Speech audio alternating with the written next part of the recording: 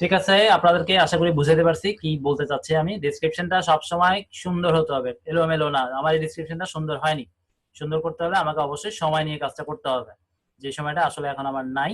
তো সেই ক্ষেত্রে আমি সিম্পল এইভাবে লিখে, আমি আমার প্রোফাইলের ডেসক্রিপশনটা এত বড় দেওয়া যাবে না যখন আমি এটাকে এভাবে সাজাবো। তখন আমার মূল যে কথাটা, যেটা আমি একটু আগেও মনে হয় কোথায় জানি আপনাদের সামনে লিখলাম, টাইটেলে না, একটু আগে কোথাও লিখছিলাম, ও আচ্ছা, আমার প্রোফাইল ডেসক্রিপশনে ওইভাবে অতটুকুর মধ্যে আমি দিয়ে, মানে মূল কিওয়ার্ড গুলো রেখেই কাজ করে ফেলতাম।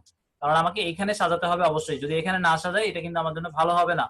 কারণ এটা যারা বুঝে তারা বুঝেই ফেলবে যে এটা আসলে এই র্যাঙ্ক পাওয়ার জন্য এই কাজটা করা হয়েছে। কিন্তু এটা এভাবে বুঝতে দেওয়াটা সুন্দর না বা ভালো না। বা এটা দিয়ে আমি আমার প্রফেশনালিজমটা বা আমার যে আসলে ভালো, খুব প্রফেশনাল বা খুব ভালো কাজ পারি, সেটা কিন্তু এটা মিন করে না। এটা সুন্দর হচ্ছে না। আমি বারবার বলতেছি, আপনারা সুন্দর করে যা লিখছেন সেটাকে একটা সুন্দর প্যারাগ্রাফ আকারে সাজাবেন। প্রয়োজনে আপনি আপনার ফাইবার প্রোফাইলের থেকে একটা ডেসক্রিপশন নিয়ে এসে সেটাকেও এই কিওয়ার্ড গুলো দিয়ে সাজিয়ে নিতে পারেন। একটু সময় দিতে হবে প্রত্যেকটা পিন তৈরি করার আগে, এভাবে সময় দিতে হবে। তবে এখানে একটা কথা আছে, আপনারা জানেন যে টুইটারে হচ্ছে সর্বোচ্চ কত, 280 ক্যারেক্টারের উপরে কিন্তু লেখা যায় না। কাজেই আপনি যদি টুইটারের জন্য এই পোস্টটা করেন, অর্থাৎ অটোমেশনের জন্য যদি এই পোস্টটা করেন, তাহলে আপনাকে ওই 280 ক্যারেক্টার মাথায় রেখে কাজ করতে হবে।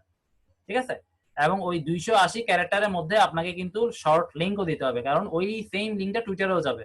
যদি 280 ক্যারেক্টারের মধ্যে আপনার লেখা কিওয়ার্ড প্লাস লিঙ্ক না থাকে, তাহলে কিন্তু টুইটারে কাজটা হবে না। অর্থাৎ টুইটার থেকে কেউ যদি আপনার জিনিসটা পছন্দ করে, কারণ টুইটার থেকে কেউ ওইভাবে প্রোফাইলে এসে সময় দেওয়াটা একটু টাফ হয়ে যায়। সরাসরি লিঙ্ক থাকলে যার ভালো লাগছে সে সরাসরি লিঙ্কে ক্লিক করে জায়গা মতো চলে যাবে। সেজন্য বারবার বলতেছি বা আবারও বলি, টুইটারে যদি করতে চান এই অটোমেশন বা এখানে যে পোস্ট আমরা করতেছি এখন, যদি আমি এখন এটা আমার এখানের জন্যই করতেছি, কিন্তু যদি আপনার উদ্দেশ্য হয় এমন যে এখানে আমি যা করব সব চলে যাবে আমার প্রত্যেকটা প্ল্যাটফর্মে, তাহলে সর্বনিম্ন কোথায় পোস্ট হয় ক্যারেক্টার, সেটা টার্গেট করে আমাকে কাজ করতে হবে। তখন কিন্তু আমি প্রপারলি অপটিমাইজটা করতে পারবো না। এটা কিন্তু একটা লস হবে। লস হলেও একদিক থেকে ভালো, কারণ আপনারা প্রত্যেকটা সাইডে ম্যানুয়ালি গিয়ে কাজ করা খুব টাফ। সেক্ষেত্রে দেখা যাবে যে কোনো সাইডে কাজ হচ্ছে, কোনো সাইড একেবারে পড়ে আছে।